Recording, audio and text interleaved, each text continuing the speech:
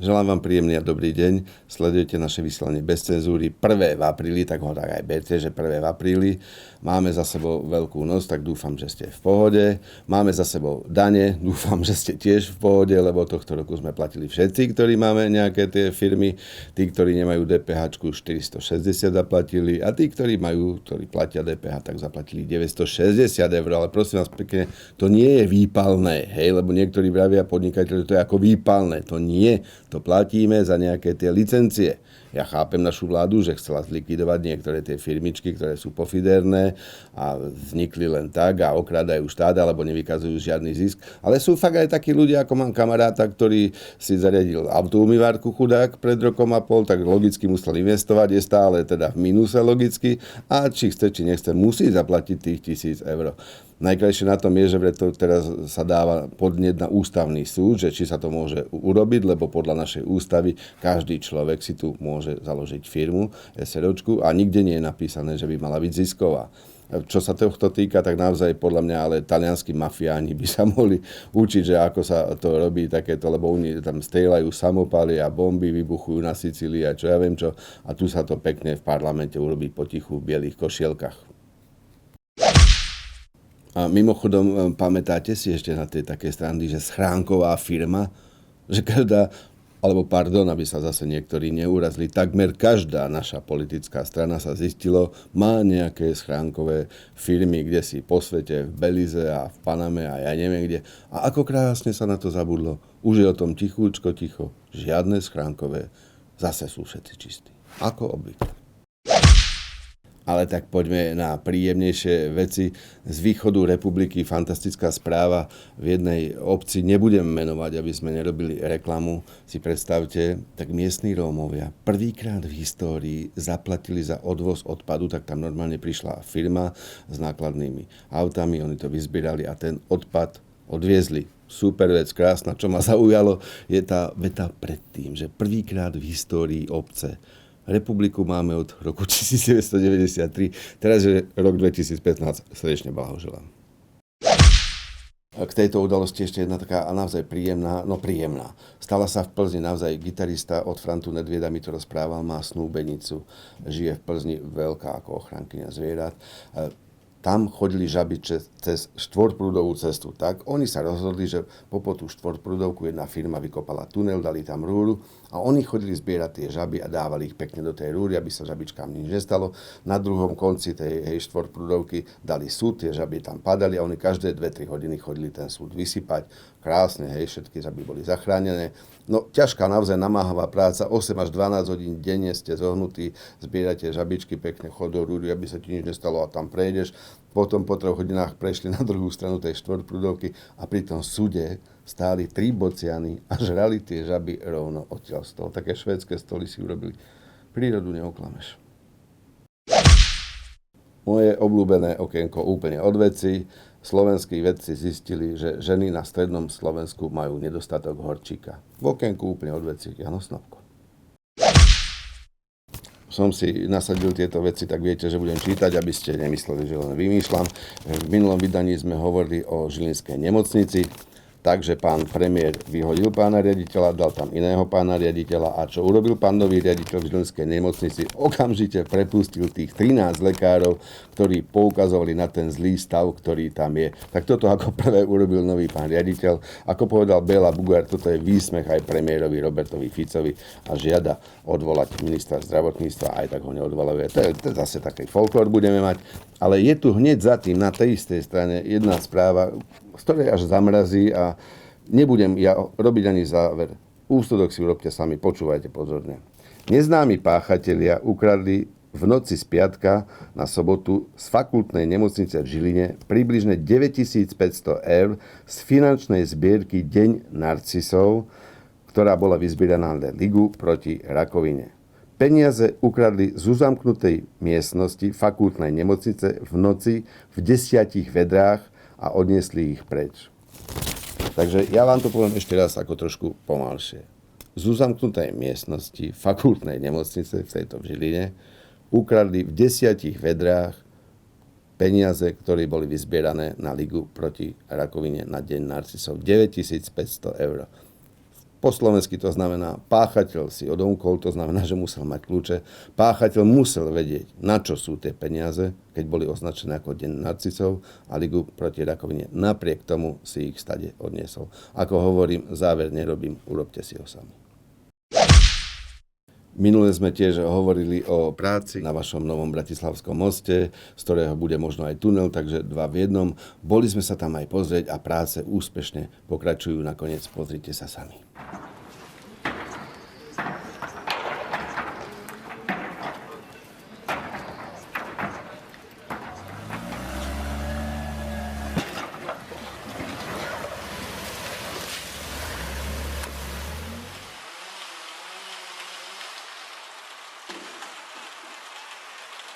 Ďalšia správa je tiež taká smutno veselá, tentokrát zo Spojených štátov amerických. Videl som titulok, veľký titulok v novinách. Američania sa tešia na dovolenky v Európe, znovu po rokoch, lebo euro kleslo logicky, tak sa tešia, že pôjdu na dovolenky do Európy. Prosím vás pekne, povedzte tým Američanom niektorým, že aj Ukrajina je v Európe a že možno to euro, ja viem aj kvôli Grécku, ale možno to euro kleslo aj preto, že tam oni posielajú svojich amerických vojakov. Takže najprv tam prišli americkí vojaci, teraz tam prídu možno americkí turisti a mám taký smutný pocit, že Donbass bude all inclusive. No, milí moji, tí bystrejší znovu pochopili, že tu už nesedím sám. Niektorí to aj vidia dokonca ešte. Podľa mňa tí, čo majú vypitvo, tak teraz až vidia, že bola dvojmoda. Ale sme po Veľkej noci, no takže ako je to v pohode. Ty, ako si prežil Veľkú noc? Tak ja som hlavne rád, že som ju prežil, lebo som bol s partiou kamarátov na Táľoch, hej, a tam treba povedať, že tam byť striezlivý je veľká hanba. Tak som sa snažil nerobiť tam hanbu. Lebo to je na strednom Slovensku. Tam by mohol som dostať valaškou do chrbta, že ty si s nami nevypiješ a no. Si tam išiel s bratislavskou značkou na strednom Slovensku? Hej, ale schoval som auto. Tak do takej kôlničky. To bola vždy tá otázka, ja si pamätám, v Dereši najčastejšia, že život ma už nebaví, čo mám robiť, a ja som tam vždy povedal, že stačí, keď pôjdete do Terchovej, vôjdete do prvej krčmy, zareviete, že Janošík je Maďar, máte po probléme. Vybavia vás chlapi do pol sekundy. A sú aj taktoré mestečka a obce, kde netreba ani toto kričať, stačí len prísť ešpezetkou BL alebo BA, je to všetko na poriadku. Hej, takže bolo dobre v zásade. Štefi, na úvod teda vieme, ako sa máš, cez teba prešli tie daňové úľavy tých 500 000, čo sa platí? Áno, jasné, musel som, lebo však aj my, čo optimalizujeme a prípadne sme v zlých číslach, tak musíme dať čo zaplatiť, už to je tak vymysleno. Ale zase mne sa kedysi páčil taký ten polofórik, ono to lietalo SMS-kami, internetom, že máte pocit, že ste sám, že na vás všetci zabudli, že si na vás nikto nespomína. Skúste tento rok nepodať daňové priznanie. Si spomenul okamžite. Aby znovu mali ľudia, niektorí majú životné poslanie teraz písať po internete svoje názory, vieš, lebo tak inde sa neuchytia, tak aspoň tu, ako keby to niekoho zaujímalo, hej. Ale dobre, no tak nevadí. Ja vždy si spomeniem na Jara Filipa, lebo ten mi takú krásnu vec povedal, však kamaráti sme boli stáli a spomínam na ňo, že Janík môj, keď ti dáky Jožko, Ferko, Ďurko, čo v živote nikdy nič nenapísal, povie, že je to na nič, jedným uchom, druhým von. Ale keď ja poviem, alebo Stano Radič, že je to na nič, no tak je to na nič. Nie je to možno správny názor, ale je náš aspoň. Ale zase je aj pravda tá, Stano Radič mal kedysi jednu krásnu glosu, že Slovensko mu prípada ako krajina amatérov, pretože tu vie každý všetko trochu. Čiže každý aj rozumie humoru, aj futbalu, aj politike, aj, ja neviem, IT technológiám. Každý si to tak doma si aj vymaluješ, aj si opravíš to auto. A to je presne to, čo nás stále v tom začarovanom kruhu ťahá niekde dole. Ako mne nevadí, keď niekto napíše, je to slabé, mohlo to byť lepšie, ale to beriem, kritika fajn, len už keď začne urážať teba a rodinu, to je už také ako potom divnejšie. Ja viem, že s tým to svedčí len o jeho mentálnej výbave, to by som vôbec neriešil.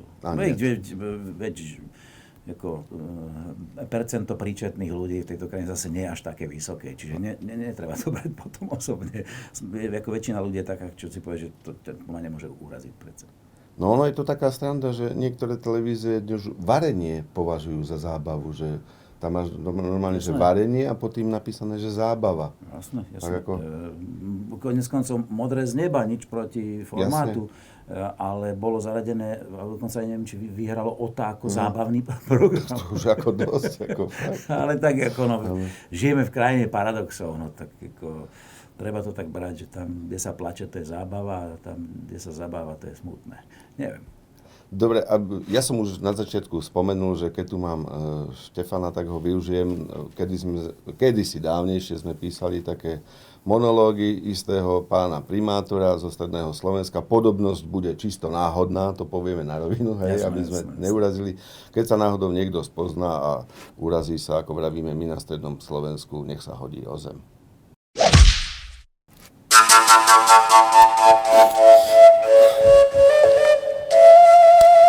Milé bratia, bratranci, sestry, sestričky, sesternice, vážené, okolo idúci, drahí Židia, milé moslimovia.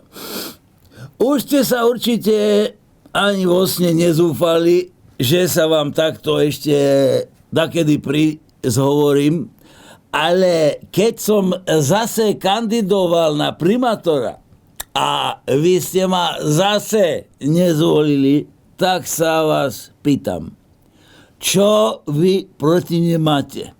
Veď ja tu už ani na tomto Slovensku poriadne nežijem, bo ja mám jachtu v Chorvátsku, chatu v Benine, frajerku v Martine, a zrazu to vyhrá úplne druhý človek ako ja. A ja vám poviem, že prečo to on vyhral. Ja vám to poviem. Lebo je Maďar. Tak je to. Áno. A ja sa vás pýtam, Slováci. Toto ste chceli?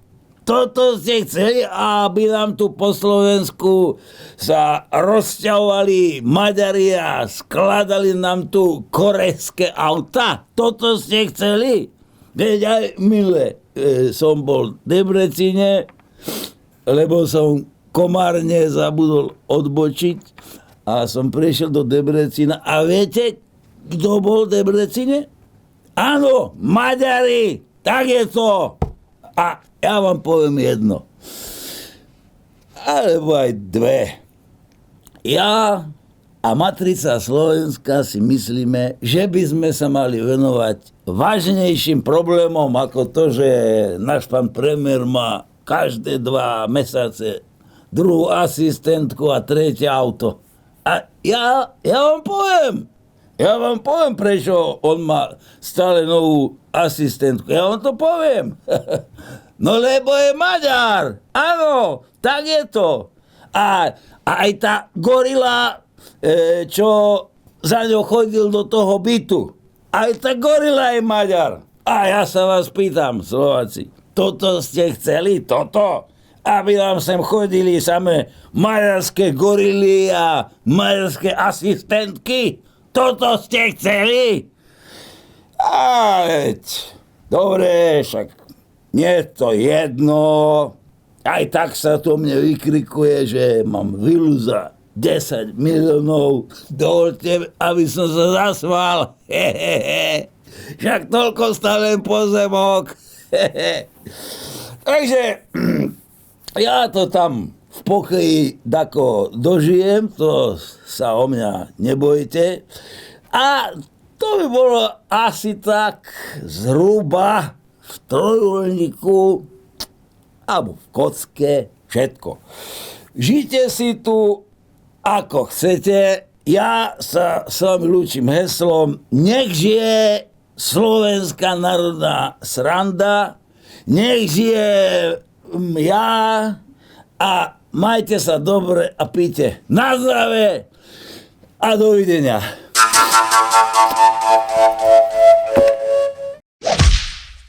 Ja veľmi pekne ďakujem môjmu kamarátovi Števovi Skrúcanému, ktorý sem prišiel a už aj odišiel medzi tým, ale naozaj je to človek, s ktorým sa dá pozhovárať. Dúfam, že tu nebol naposledy. Z dnešného vydania Bez cenzúry je to takmer všetko a už len úplne niečo maličké na záver. Majte sa pekne, dovidenia.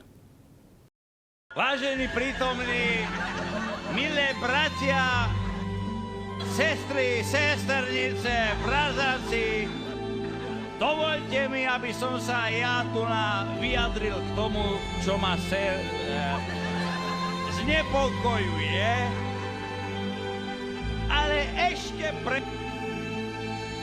vám vravím, zobuďte sa, Slováci, kým je čas.